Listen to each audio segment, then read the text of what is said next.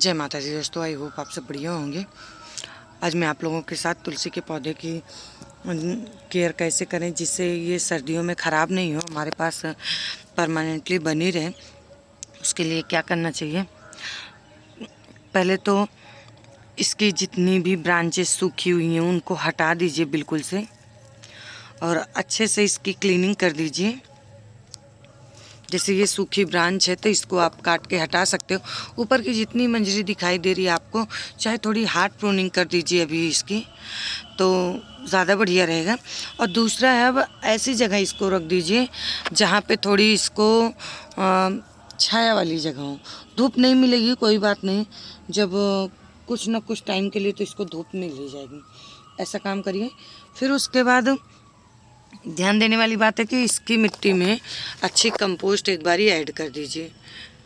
कम से कम जैसे आप जिस भी गमले में, जितने बड़ी भी गमले में लगा रखे हो, उससे थोड़ा इसमें 100 ग्राम 200 ग्राम के हिसाब से आप अच्छी सी कंपोस्ट इसमें डाल दीजिए।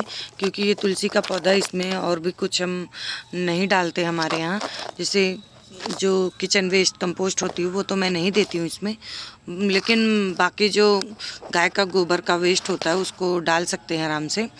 तो जो अच्छी सड़ी हुई गोबर खाद हो उसी को आप डालिए, गुड़ाई करके ऊपर की घास फूस को हटा के एक बारी अच्छे से गुड़ाई करके और खूब अच्छे से डाल के 1 दिन के लिए छोड़ दीजिए। फिर उसके बाद ही आप अपने जो पौधा है उसको पानी दीजिए, ताकि ये बहुत अच्छे से चलेगा। आगे जब सर्दियां बढ़ेंगी तो इनमें थोड़ी पानी की ज़रूरत कम होगी, तो पानी भी उसी हिसाब से देख के डालना है। और अगर आप इस तरीके से ध्यान देंगे तो आपकी तुलसी बिल्कुल भी ख़राब नहीं होगी। देखिए नीचे से नई नई कोपलें आ रही हैं, अगर मैं ऊपर की ट्रिम कर दूं तो नीचे से बहुत अच्छी इसमें फुटाव आ जाएगी। और नवरात्रि के दिन चल रहे हैं, मतलब अभी मैं इसकी कटाई छटाई नहीं करने वाली हूँ, क्योंकि ये सूखी ब्रांच थी, मैं तोड़ी नहीं, सिर्फ ऐसे झुका के आप लोगों को दिखाई कि देखो ये टूटी फूटी है, मतलब सूखी सी है।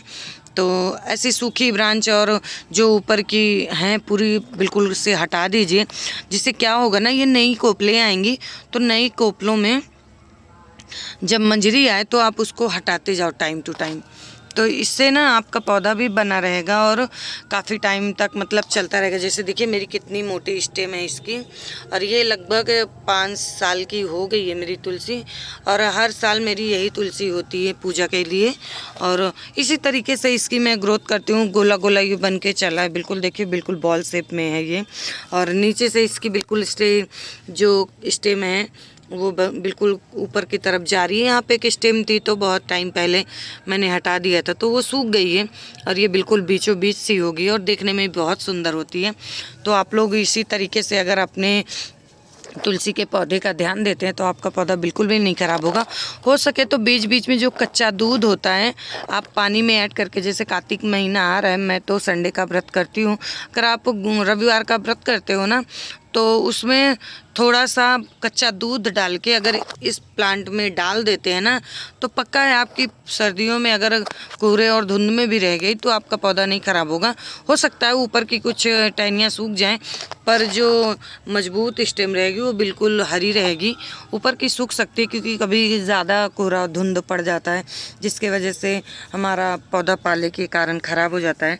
लेकिन अगर हम इसमें बीच में दूध और पानी का लिक्विड डाल देते हैं तो उससे क्या होता है ना, बीच बीच में आप डालते रहोगे तो आपके पौधे की बहुत अच्छी ग्रोथ रहेगी। क्योंकि हमारे यहाँ कार्तिक के पूजे के टाइम में जो भगवान गणेश और सूर्य भगवान की पूजा होती है, तो उसमें माता तुलसी की भी एक अहम भूमिका होती है। कार्तिक के पूरे महीने में हमें एक दीपक डेली माँ के सामने जलाना होता है, वो भी घी का।